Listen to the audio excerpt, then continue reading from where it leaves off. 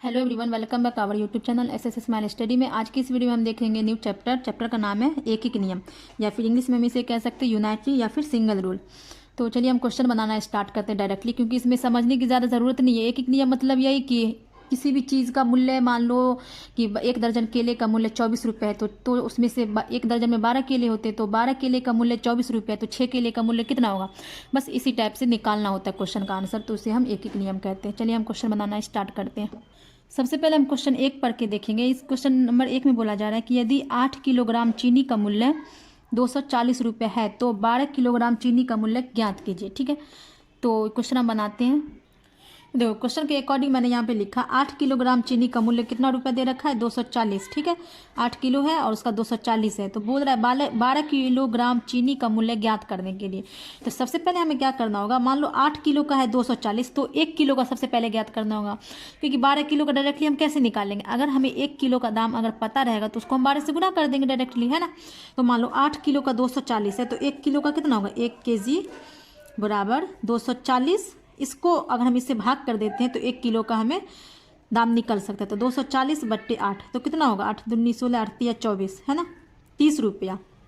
मतलब 8 किलो चीनी का दाम है 240 रुपये, तो 1 किलो चीनी का हो गया 30 रुपये। अब बोल रहा है कि 12 किलो का कितना होगा, तो 12 किलो का करने के लिए क्या होगा, मान लो यहाँ पे 1 kg का 30 है ना, तो 8 kg यहाँ पे दे रखा है, तो 30 गुने 8, 8 का 8, 16, 24, 240 रुपये निकला, है ना इतना।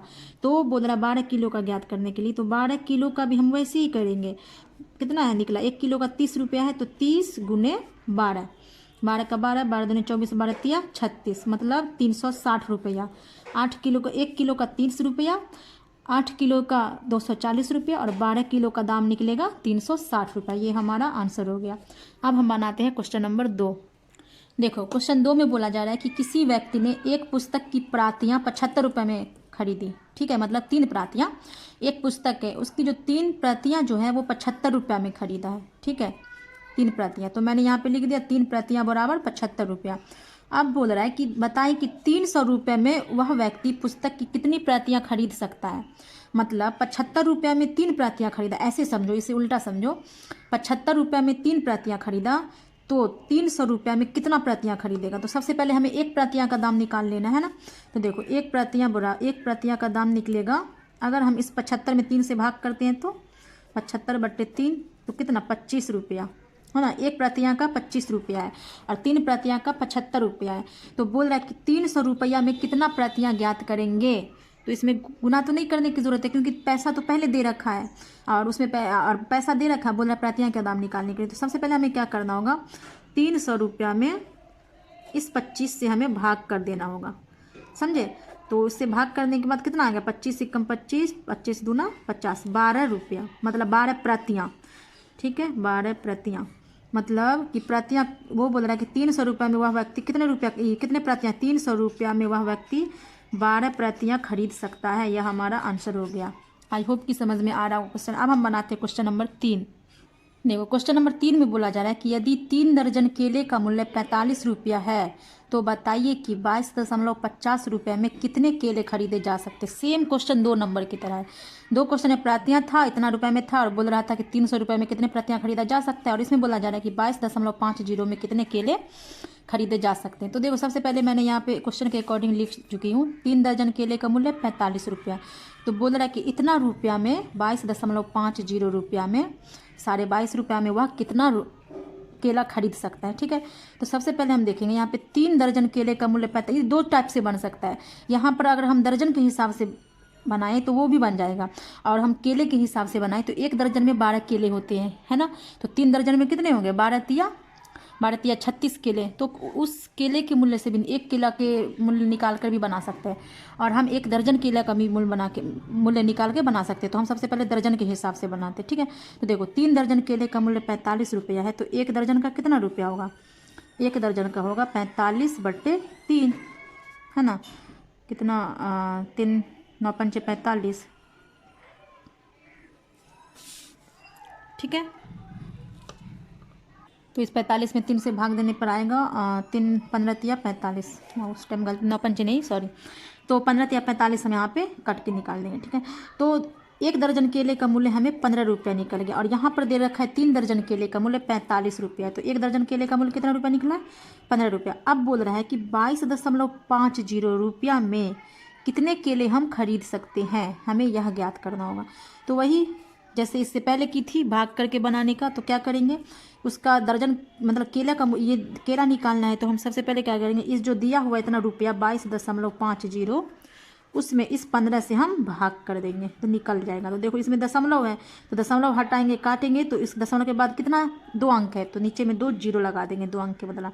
तो कितना हो गया ये 22, मतलब 2250, और ये हो गया 1500। तो एक जीरो कट गया, ये बच्चा 225/150। अब हम इसे भाग करते हैं, तो भाग करने पे हम 5 से काटते हैं, तो इसको काटते हैं 5 या 15 जीरो, यहाँ पर काटने से होगा 5 चौका 20, और 20 2 5 25, यहाँ पर 45 हो गया, ये 45/30। ये फिर कटेगा, अगर हम फिर से काटते हैं 5 से, तो 5 9 पंचे 45, 5 और 6 पंचे 30, 5 छक्के 30। फिर काटते हैं तो 3 से, 3 तिया 9, 3 दूना 6, मतलब 3/2। अगर हम इसे पूर्णांक में तोड़ दें तो 1/1/2, तो एक देखो ये 1.5 दर्जन केले का मूल्य निकल, मतलब 22.50, मतलब 22.50 रुपया में हम 1.5 दर्जन केले खरीद सकते हैं। एक दर्जन अगर हम इसे फिर केले के हिसाब से जोड़े तो एक दर्जन में 12 केले, तो 1.5 दर्जन में कितना केला, उसमें 6 केले और जोड़ दो, 12 + 6 मतलब 18 केले हम खरीद सकते हैं। कितने रुपया में?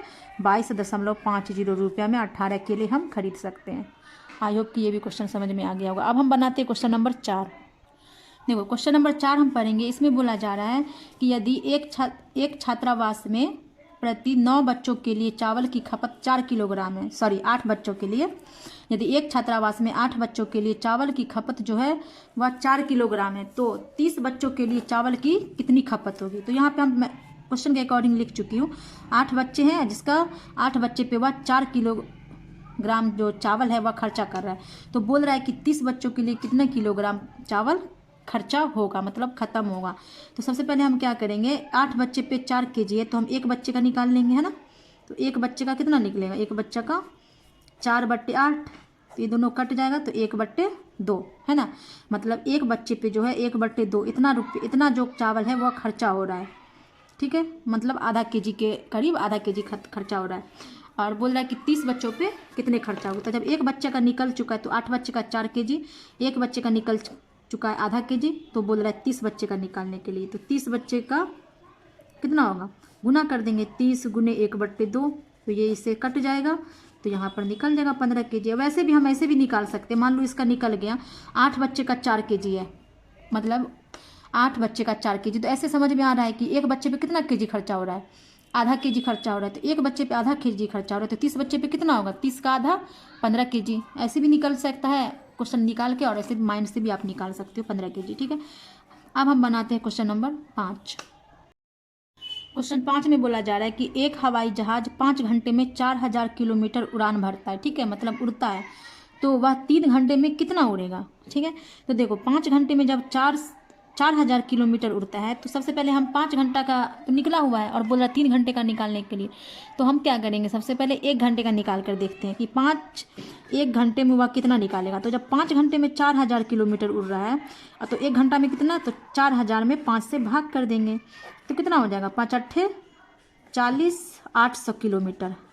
1 घंटा में वह 800 किलोमीटर उड़ाना भरता है, 5 घंटे में 4000, तो बोल रहा है 3 घंटे का निकालने के लिए। तो 3 घंटे का कितना होगा, 3 गुने 800, गुना कर देंगे 800 से, तो 8 तिया 2400 किलोमीटर 3 घंटे में वह उड़ान भरेगा। मतलब 5 घंटे में 4000, तो 3 घंटे में 2400, इसका आंसर होगा 2400 किलोमीटर। आई होप कि क्वेश्चन समझ में आ रहा होगा। अब हम बनाते हैं क्वेश्चन नंबर 6।